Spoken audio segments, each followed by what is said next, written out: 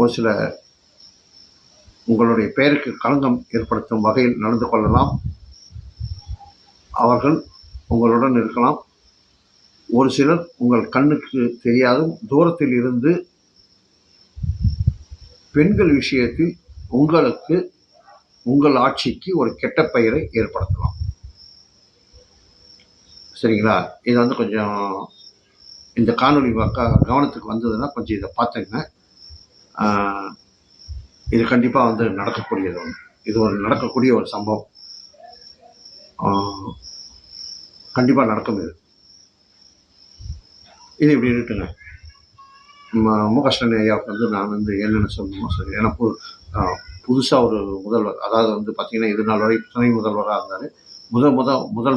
முதல்வராக பதவியேற்றுக்கிறாரு. அதனால் அவருக்கு